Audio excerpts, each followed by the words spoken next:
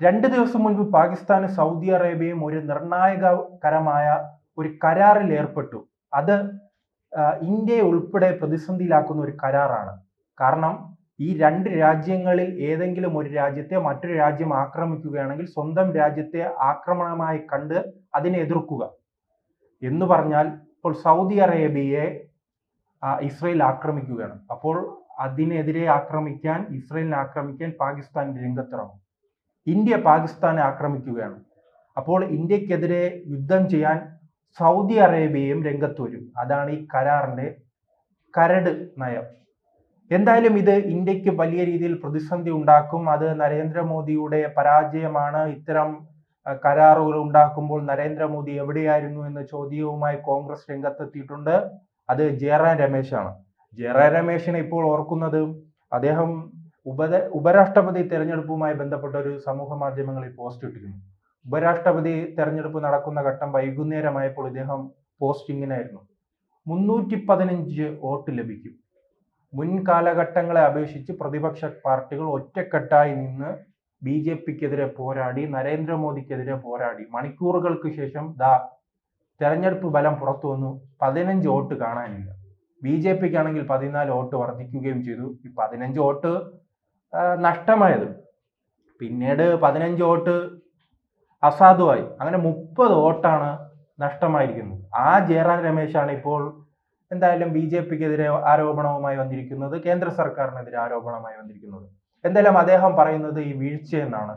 ചിലപ്പോൾ അതൊരു വീഴ്ചയായിരിക്കാം. അദ്ദേഹം പറയുന്നു ഓപ്പറേഷൻ സിന്ദൂറിന് പിന്നാലെ തന്നെ അസീം മുനീറിനെ ട്രംപ് അമേരിക്കയിൽ വിളിച്ച് വലിയ രീതിയിൽ പച്ച പരവതാനി വിരിച്ച് സ്വീകരിച്ചു. അത് നരേന്ദ്രമോദിയുടെ പരാജയമാണ്. അതോടൊപ്പം തന്നെ ഈ ഓപ്പറേഷൻ സിന്ദൂറിന് പിന്നാലെ വലിയ രീതിയിൽ സംഘർഷം ഉണ്ടായപ്പോൾ 3ാം കക്ഷിയുടെ ഇടപെടൽ ഉണ്ടായി. അതിനിപ്പോൾ പാകിസ്ഥാൻ തന്നെ മറുപടി പറഞ്ഞിട്ടുണ്ടല്ലോ. ഇന്ത്യയുടെ ആക്രമണം തടയാൻ കഴിയാത്തത് കൊണ്ട്, തങ്ങളുടെ രാജ്യം പ്രതിസന്ധി ആയതുകൊണ്ട് തങ്ങളാണ് വിളിച്ച് ഇന്ത്യയോട് ആവശ്യപ്പെട്ടതെന്ന് അവർ തുറന്നു പറഞ്ഞിട്ടുണ്ട്. അങ്ങനെ പാകിസ്ഥാന്റെ സ്വരമായും ഇന്ത്യയുടെ വിദേശ രാജ്യങ്ങളുടെ, നമ്മുടെ ശത്രു രാജ്യങ്ങളുടെ സ്വരമായി കോൺഗ്രസ് മാറുകയാണ്. ഇങ്ങനെ മാറുന്നത് കൊണ്ടാണ് ദയനീയമായ എല്ലാ തെരഞ്ഞെടുപ്പിലും അവർ പരാജയപ്പെടുന്നത്. നിയമസഭാ തെരഞ്ഞെടുപ്പും ലോക്സഭാ തെരഞ്ഞെടുപ്പും എന്തിനു പറയുന്നു, തദ്ദേശ സ്വയംഭരണ സ്ഥാപനങ്ങളുടെ തെരഞ്ഞെടുപ്പിൽ ഉൾപ്പെടെ ദയനീയമായി പരാജയപ്പെട്ടിട്ടാണ് അവർ വോട്ട് ചോരി ആരോപണവുമായി രംഗത്ത് വരുന്നത്, EVMനെതിരെ രംഗത്ത് വരുന്നത്, ഇവിടെ മതം പറഞ്ഞ് വോട്ട് പിടിക്കുന്നു എന്ന് പറഞ്ഞ് രംഗത്ത് വരുന്നത്. നിങ്ങൾ തിരിച്ചറിയണം, ഒരു രാജ്യം ഇപ്പോൾ ചൈനയ്ക്കെതിരെ അവിടെയുള്ള ട്രംപ് തീരുവ ചുമത്തി. അപ്പോൾ ആ രാജ്യം ഒറ്റക്കെട്ടായി നിൽക്കുകയാണ്. പ്രതിപക്ഷമെന്നോ അവിടെ പ്രതിപക്ഷമില്ല, എന്നാൽ രാജ്യത്തെ ജനങ്ങൾ ഒറ്റക്കെട്ടായി നിൽക്കുകയാണ്. നാം അത് ബ്രസീലിൽ കണ്ടു. പക്ഷെ ഇന്ത്യയിൽ തീരുവ ചുമത്തിയപ്പോഴും ഇന്ത്യയുടെ പ്രധാനമന്ത്രി അവർ കുറ്റം പറയുകയാണ്. അതോടൊപ്പം തന്നെ അങ്ങനെ ഒരു പ്രതിസന്ധി ഉണ്ടാകുമ്പോൾ രാഷ്ട്രീയ ഭേദം മറന്ന് ഒറ്റക്കെട്ടായി നിൽക്കുമ്പോഴെല്ലാം ജനങ്ങൾ വിചാരിക്കും രാഹുൽ ഗാന്ധിയും കോൺഗ്രസും വലിയ രീതിയിലുള്ള ഒരു പ്രതിസന്ധി ഉണ്ടായപ്പോൾ ജനങ്ങളോടൊപ്പം നിന്നു, സർക്കാരിനോടൊപ്പം നിന്നു. ഈ സർക്കാരിന് പരാജയം സംഭവിച്ചത് കൊണ്ടാണല്ലോ ഇങ്ങനെ ഒരു പ്രതിസന്ധി ഉണ്ടായത്. ആ പ്രതിസന്ധി ഘട്ടത്തിൽ കൃത്യമായി നമ്മുടെ രാജ്യത്തിന്റെ അധികാരവും ബഹുമാനവും ഉയർത്താൻ കോൺഗ്രസ് പാർട്ടി നിന്നു. അതുകൊണ്ട് നമുക്ക് അവരോടൊപ്പം നിൽക്കാമെന്ന ചിന്ത വരും. ഇപ്പോൾ അങ്ങനെയല്ല. ട്രംപ് പറയുന്നു ഇന്ത്യയുടെ സാമ്പത്തിക നില തകരുന്ന ഘട്ടത്തിലാണ്, ഡെത്ത് എക്കോണമി എന്ന് പറയുമ്പോൾ രാഹുൽ ഗാന്ധി കൈയടിക്കുകയാണ്. ഇത് ഞാൻ മുൻപേ പറഞ്ഞില്ല ഇപ്പോൾ എങ്ങനെ ഇരിക്കുന്നു എന്ന്.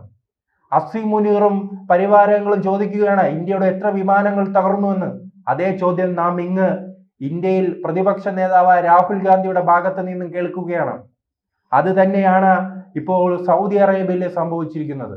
സൗദി അറേബ്യയും പാകിസ്ഥാനും തമ്മിൽ ഒരു കരാറിലെത്തിയപ്പോൾ അതിന്റെ കാരണക്കാരൻ നരേന്ദ്രമോദി എന്നാണ് പറയുന്നത്. ഇപ്പോൾ അങ്ങനെയാണെങ്കിൽ സൗദി അറേബ്യ വന്നോട്ടെ, പാകിസ്ഥാനെ ഇന്ത്യ ആക്രമിക്കുമ്പോൾ സൗദി അറേബ്യ രംഗത്ത് വരട്ടെ. ഇപ്പോൾ ഓപ്പറേഷൻ സിന്ദൂർ സമയത്ത് പാകിസ്ഥാൻ മാത്രമാണോ ഇന്ത്യ ആക്രമിക്കാൻ ഉണ്ടായിരുന്നത്? നമ്മുടെ സേനാ മേധാവി എന്താണ് പറഞ്ഞത്? നാം പാകിസ്ഥാൻ എന്ന ഒരു രാജ്യത്തിന് മാത്രം എതിരെയല്ല അന്ന് യുദ്ധം ചെയ്തത്, നാം 3 രാജ്യങ്ങൾക്കെതിരെയാണ് യുദ്ധം ചെയ്തത്. ചൈനയ്ക്കെതിരെയും തുർക്കിക്കെതിരെയും പാകിസ്ഥാനെതിരെയും. പാകിസ്ഥാൻ മുന്നിൽ നിന്നും നയിക്കുമ്പോൾ അവർക്ക് ആയുധവും പണവും നൽകുന്നത് ചൈനയായിരുന്നു.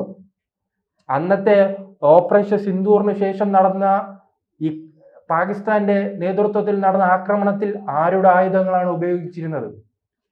ചൈനീസും അതോടൊപ്പം തന്നെ തുർക്കിയുടെയും.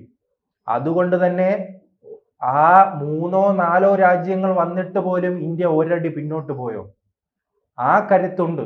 പിന്നെയാണ് സൗദി അറേബ്യ പോലെ ഒരു ചെറിയൊരു രാജ്യം, എണ്ണ വിറ്റ് ജീവിക്കുന്ന രാജ്യത്തിന് ഇന്ത്യ പോലെ ഏറ്റവും വേഗത്തിൽ വളരുന്ന ഒരു സാമ്പത്തിക ശക്തി എങ്ങനെ പിടിച്ചു നിർത്താൻ കഴിയും? അതും പാകിസ്ഥാന് വേണ്ടി വന്നിട്ട്. ഇനി കാരണം ഈ പാകിസ്ഥാൻ ആദ്യം ഓപ്പറേഷൻ സിന്ദൂറിന് മുൻപ് എന്തെല്ലാം വീരവാദമായിരുന്നു. ഞങ്ങളുടെ കയ്യിൽ ആണവായുധമുണ്ട്, അമ്പും വില്ലുമുണ്ട്, റോക്കറ്റ് ഉണ്ട്. അവസാന ഘട്ടത്തിൽ അടി തുടങ്ങിയപ്പോൾ റോക്കറ്റും കാണാനില്ല, അസീം മുനീറിനെയും കാണാനില്ല, അവരുടെ പ്രധാനമന്ത്രിയെയും കാണാനില്ല. കാരണം ഇന്ത്യയുടെ ബ്രഹ്മോസ് മാത്രം അവിടെ എത്തുകയാണ്. അസീം മുനീറിനെ കുറിച്ച് ഒരു അനക്കവുമില്ല. പിന്നീട് യുദ്ധമെല്ലാം കഴിഞ്ഞു എന്ന് പറഞ്ഞപ്പോഴാണ് അവിടുത്തെ പ്രധാനമന്ത്രി ഈ ഏതോ കാലത്ത് തുരുമ്പെടുത്ത് ആക്രിക്ക് വിൽക്കാൻ കിട്ടിരുന്ന ഒരു ടാങ്കിന്റെ മുകളിൽ കയറി ഇന്ന് ചിത്രം പകർത്തുന്നത്. 2-3 പട്ടാളക്കാരെയും പിടിച്ചു നിർത്തി. ഇന്ത്യയുടെ പ്രധാനമന്ത്രി കൃത്യമായി പോയി. പാകിസ്ഥാൻ സമൂഹ മാധ്യമങ്ങളിലൂടെ വലിയ പ്രചരണമായിരുന്നല്ലോ, ഇന്ത്യയുടെ എയർബേസ് തകർത്തു, ബ്രഹ്മോസ് തകർത്തു, പിന്നീട് S-400 തകർത്തു. അങ്ങനെയാണെങ്കിൽ നിങ്ങൾ തകർത്ത സ്ഥലത്ത് തന്നെ നിന്ന് ചിത്രം എടുക്കാമെന്നൊരു വെല്ലുവിളിയുമായി നരേന്ദ്രമോദി അവിടെ എത്തുകയും നാം ആ ചിത്രങ്ങൾ പരിശോധിച്ചാൽ മനസ്സിലാകും, നരേന്ദ്രമോദിയുടെ പുറകിൽ റഫേലും അതോടൊപ്പം തന്നെ S-400ഉം എയർബേസും. അങ്ങനെ ഇന്ത്യ തകർന്നിട്ടില്ല എന്ന ഒറ്റ ചിത്രത്തിലൂടെ അവരെ ബോധ്യപ്പെടുത്തി കൊടുത്തു. മറിച്ച് ഏതോ കുറ്റിക്കാട്ടിൽ നിന്നാണ് അവിടുത്തെ പ്രധാനമന്ത്രി ചിത്രം പകർത്തുന്നത്. അങ്ങനെ ഇന്ത്യ തങ്ങളുടെ കരുത്ത് പ്രകടിപ്പിക്കുമ്പോഴാണ് ഇപ്പോൾ സൗദി അറേബ്യയുമായി കരാറ് വന്നപ്പോൾ ഇപ്പോൾ കോൺഗ്രസിനും ജയറാം രമേശിനുമെല്ലാം ഭയങ്കരമായ വിറയലും പനിയും. അദ്ദേഹത്തിന് വിറയലും പനിയും നരേന്ദ്രമോദി എതിർക്കാനുള്ള വലിയ ഏർപ്പാടെല്ലാം കാണും. പക്ഷെ ഇന്ത്യ കൃത്യമായി തന്നെയാണ് തങ്ങളുടെ ആയുധങ്ങൾ വർദ്ധിപ്പിക്കുക. ഇപ്പോൾ തന്നെ ഇന്ത്യ ഈ ഓപ്പറേഷൻ സിന്ദൂറിന് പിന്നാലെ തന്നെ ഇന്ത്യയെ എത്ര കോടി രൂപയുടെ വിമാനങ്ങൾ വാങ്ങാനുള്ള കരാറുണ്ട്. അതോടൊപ്പം തന്നെ S-400 സ്വന്തമായി വിമാനങ്ങൾ നിർമ്മിക്കുന്നു, കയറ്റുമതി ചെയ്യുന്നു. പ്രതിരോധ മേഖലയുമായി ബന്ധപ്പെട്ട് ഇന്ത്യയുടെ കരുത്തായിരുന്നു ഓപ്പറേഷൻ സിന്ദൂർ. കാരണം ജനങ്ങളെ സ്വന്തം നാട്ടിലെ ജനങ്ങളെയും അതോടൊപ്പം തന്നെ വിദേശ രാജ്യങ്ങളെയും നമുക്ക് ബോധ്യപ്പെടുത്താൻ കഴിഞ്ഞു. നമ്മുടെ കയ്യിൽ എന്തെല്ലാം ആയുധങ്ങളുണ്ട്, നാം വിചാരിച്ചാൽ എന്തെല്ലാം സാധിക്കും, മറ്റു രാജ്യങ്ങൾ ആക്രമിച്ചാൽ ഞങ്ങൾ എങ്ങനെ പ്രതിരോധിക്കും, എങ്ങനെ തിരിച്ചടിക്കാൻ കഴിയും, എങ്ങനെ കൃത്യമായി തിരിച്ചടി നൽകാൻ കഴിയുമെന്ന് ലോകത്തെയും ഇന്ത്യയിലെ ജനങ്ങളെയും ബോധ്യപ്പെടുത്താൻ നമ്മുടെ സൈനികർക്ക് കഴിഞ്ഞു. പക്ഷെ അത് രാഹുൽ ഗാന്ധിക്ക് ഇപ്പോഴും മനസ്സിലായിട്ടില്ല, കോൺഗ്രസ് പാർട്ടിക്ക് ഇപ്പോഴും മനസ്സിലായിട്ടില്ല. അതുകൊണ്ട് തന്നെയാണ് ഇവർ ദയനീയമായി തന്നെ പരാജയപ്പെടുന്നത്. അങ്ങനെ ഈ ചില വിദേശ രാജ്യങ്ങൾക്ക് വേണ്ടി സംസാരിക്കുകയാണെങ്കിൽ നിങ്ങൾ അവിടെ ഇരിക്കൂ, അവിടെ പോയി ജീവിക്കൂ. അവിടെ ഈ ഇന്ത്യയിലെ കാര്യങ്ങൾ നടപ്പിലാക്കാൻ, ഇന്ത്യയിലെ കാര്യങ്ങൾ ചിന്തിക്കുന്നവർക്ക് ഞങ്ങൾ വോട്ട് നൽകാമെന്നാണ് നമ്മുടെ ജനങ്ങൾ തീരുമാനിച്ചിരിക്കുന്നത്. അതുകൊണ്ടല്ലേ തുടർച്ചയായി വിജയങ്ങൾ ഉണ്ടാകുന്നത്.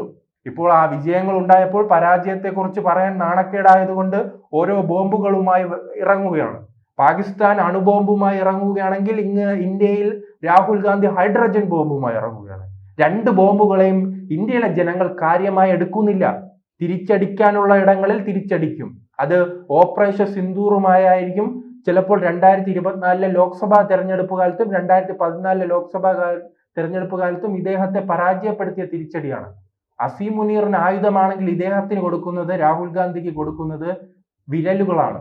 വിരലിലൂടെ, വോട്ടിലൂടെയാണ് രാഹുൽ ഗാന്ധിക്ക് ഇന്ത്യയിലെ ജനങ്ങൾ മറുപടി കൊടുക്കുന്നത്.